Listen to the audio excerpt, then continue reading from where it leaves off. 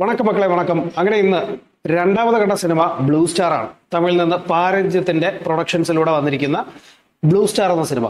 ഇതിന്റെ പാട്ട് ഏറെക്കുറെ വൈറലായ ഒരു സംഭവമായിരുന്നു. ഉന്തൻ കൈവീസിലും എന്ന് പറഞ്ഞിട്ടുള്ളൊരു ഗാനം ഉണ്ടായിരുന്നല്ലോ. എന്തായാലും ആ സോങ്ങോടുകൂടി ഈ സിനിമ ഒരുപാട് ആൾക്കാരിലേക്ക് നന്നായിട്ട് കണക്ട് ആവുകയും പോപ്പുലർ ആവുകയും ചെയ്തിട്ടുണ്ടായിരുന്നു. സോ ഇന്ന് സിനിമ തിയേറ്ററിലേക്ക് പോകുമ്പോൾ എൻ്റെ ആദ്യത്തെ വിഷമം എന്ന് പറഞ്ഞാൽ ചിലപ്പോൾ ഷോ ഉണ്ടാവില്ല എന്നുള്ളൊരു വിഷമമായിരുന്നു. കാരണം 2 ടിക്കറ്റേ ബുക്ക് ആയിട്ടുള്ളായിരുന്നു. പക്ഷേ ഏകദേശം നല്ല ആൾക്കാർ തിയേറ്ററിൽ ഉണ്ടായിരുന്നു. സിനിമ കാണാനും പറ്റി. സിനിമയിലേക്ക് വരികയാണെന്നുണ്ടെങ്കിൽ പാരഞ്ജിത്തിന്റെ പ്രൊഡക്ഷൻസിൽ വരുന്ന സിനിമകളും പാരഞ്ജിത്തിന്റെ ആ ഒരു ടീം മെമ്പേഴ്സിൽ വരുന്ന ഒരു സിനിമകളിലും പറയാൻ ഉദ്ദേശിക്കുന്ന പൊളിറ്റിക്സ് എന്താണെന്ന് വളരെ വ്യക്തമായിട്ട് നമുക്കറിയാം. പക്ഷേ ആ പൊളിറ്റിക്സിനെ ഒരു കഥയിലൂടെ ബ്ലെൻഡ് ചെയ്യുക എന്ന് പറഞ്ഞു കഴിഞ്ഞാൽ വളരെ ഡിഫറൻ്റ് ആയിട്ടുള്ള രീതിയിൽ തന്നെയാണ് ഈ സിനിമയിൽ ചെയ്തിരിക്കുന്നത്. പ്യൂർ രാഷ്ട്രീയമാണോ? അല്ല. പക്ഷേ രാഷ്ട്രീയമാണ് താനും. അങ്ങനത്തെ ഒരു രീതി. പ്രധാന കഥാപാത്രങ്ങളെ അവതരിപ്പിച്ചിരിക്കുന്നത് എല്ലാവരുടെയും പേര് നമുക്ക് അറിയാത്തത് കൊണ്ട് തന്നെ ഞാൻ ലിസ്റ്റ് എടുത്ത് വെച്ചേക്കാൻ അത് നോക്കി വായിക്കാൻ പറ്റുള്ളൂ. ആരെയും മാറ്റി നിർത്താൻ പറ്റില്ല. കാരണം ഗംഭീര പെർഫോമൻസുകളായിരുന്നു. ഒന്ന് അശോക് സെൽവൻ. പുള്ളിയുടെ കാര്യം നമുക്കറിയാം. ഈ അടുത്ത കാലത്ത് വന്ന പോർത്തൊഴിലിലൊക്കെ നമ്മൾ കണ്ടതാണ്. നല്ല പെർഫോമൻസ് ആണ്. പക്ഷേ ഈ സിനിമയിലേക്ക് വരുമ്പോൾ കുറച്ചുകൂടെ മെച്ചുവേർഡ് ആയിട്ടുള്ള ഒരു ആക്ടറായിട്ട് അദ്ദേഹം മാറിയിട്ടുണ്ട്.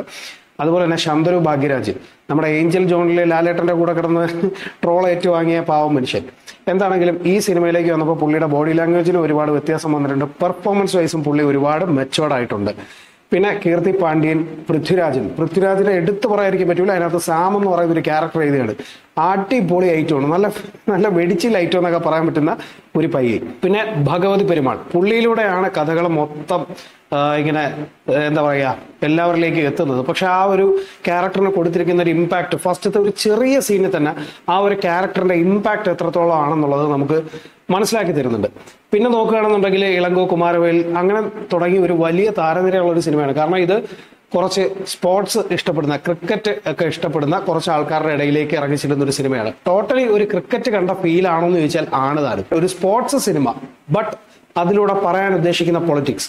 ഒരു ചെറിയ ഗ്രാമം, ആ ഗ്രാമത്തിലെ ഒരു ഗ്രൗണ്ടും അവിടുത്തെ ചുറ്റുപാടിൽ ഉണ്ടാവുന്ന ചെറിയ പ്രശ്നങ്ങളും. പക്ഷെ ആ പ്രശ്നങ്ങൾക്ക് ഒരു വലിയ കൂട്ടം സമൂഹത്തിനിടയിൽ ഉണ്ടാക്കാൻ പറ്റുന്ന വലിയൊരു മാറ്റം എന്താണെന്നുള്ളത് സിനിമയിൽ അടിപൊളിയായിട്ട് കാണിക്കുന്നുണ്ട്. മാത്രമല്ല സ്പോർട്സ് എന്ന് പറയുന്ന ഒരു കാര്യത്തിന് ഒരുപാട് ആൾക്കാരുടെ ജീവിതത്തിൽ എന്തൊക്കെ തരത്തിലുള്ള മാറ്റങ്ങൾ ഉണ്ടാക്കാൻ സാധിക്കുമെന്ന് സിനിമ നല്ല വ്യക്തമായിട്ട് കാണിച്ചു തരുന്നുണ്ട്. പറഞ്ഞു പഴകിയ പൊളിറ്റിക്സ് തന്നെയാണെങ്കിലും അതിന് കൊടുത്തിരിക്കുന്ന ഒരു ഇമ്പാക്റ്റും അത് കൊണ്ടുപോകുന്ന തരത്തിലുള്ള ഇമ്പാക്റ്റും ഒക്കെ വളരെ നൈസായിട്ടുണ്ട്. Totally cinema starting to ending വരേക്കും നല്ല രീതിയിൽ എൻഗേജ്ഡ് ആണ്. എസ്പെഷ്യലി നമ്മൾ ആദ്യമൊക്കെ ഈ സ്പോർട്സ് രംഗങ്ങളുമായിട്ട് ഒന്ന് കണക്ട് ആവാൻ ഒരു ഇച്ചിരി പാടാണെങ്കിലും പിന്നീട് അങ്ങോട്ട് വരുമ്പോൾ ആ ഒരു സംഭവം ഈ സിനിമയുടെ ഒരു ജീവനാടി പോലെ കിടക്കുന്ന ഒരു സംഭവമാണ്. അത് വളരെ അടിപൊളിയായിട്ട് തന്നെ കണക്ട് ചെയ്തിട്ടുണ്ട്. ഒരു സാധാരണ പ്രേക്ഷകൻ ഇരുന്ന് കാണുകയാണെന്നുണ്ടെങ്കിൽ പലപ്പോഴും അയാൾക്ക് ഒരു അഡ്രിനാലിൻ റഷ് ഉണ്ടാവുന്ന കുറേ സീൻസ് ഈ സിനിമയിലുണ്ട്.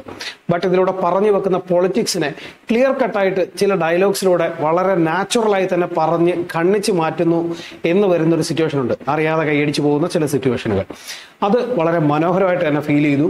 മാത്രമല്ല ഒരു പ്രണയം, അങ്ങനെയുള്ള എല്ലാ കാര്യങ്ങളും ഈ സിനിമയിലുണ്ട്. നോർമലി ഒരു തമിഴ് പാക്ട് സിനിമയ്ക്ക് എന്തൊക്കെ ഉണ്ടോ ആ എലമെന്റ്സ് എല്ലാം ഇതിലുണ്ട്. പക്ഷെ ഒന്നും അനാവശ്യമായിട്ട് ചേർക്കാതെ ഒരു ഓഡിയൻസ് എന്താണോ ആ സിനിമയിൽ നിന്ന് പ്രതീക്ഷിക്കുന്നത് അത് ക്ലിയർ കട്ടായിട്ട് കൊടുക്കുക.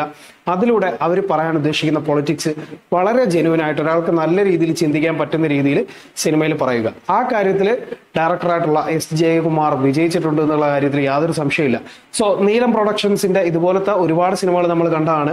അവിടെ എല്ലാം പറഞ്ഞ് പഴകിയ പൊളിറ്റിക്സ്, ആ ഒരു പൊളിറ്റിക്സ് അങ്ങനെ തന്നെ പറയാം. പക്ഷേ അത് ഓരോ തവണ പറയുമ്പോഴും അതിന്റെ മൂർച്ച കൂടി വരുന്നു എന്നുള്ളത് വളരെ സത്യം തന്നെയാണ്. ഭിന്നിപ്പിച്ച് ഭരിക്കുക എന്ന് പറയുന്ന ആ ഒരു തന്ത്രം അത് എത്രത്തോളം വർക്കാക്കി നമ്മുടെ നാടിനെ അല്ലെങ്കിൽ നമ്മുടെ രാജ്യത്തിനെ ഏതൊക്കെ തരത്തിലേക്ക് കൊണ്ടുപോകുന്നുണ്ടോ എന്നുള്ളത് നമുക്ക് നന്നായിട്ട് അറിയാം. അത് ഏത് കാലത്ത് തുടങ്ങിയതാണെന്നും ഇന്ന് അതിന്റെ വ്യത്യസ്തമായ മുഖങ്ങളും ഭാഷയും ഒക്കെ എന്താണെന്ന് നമുക്ക് വ്യക്തമായിട്ട് അറിയാം.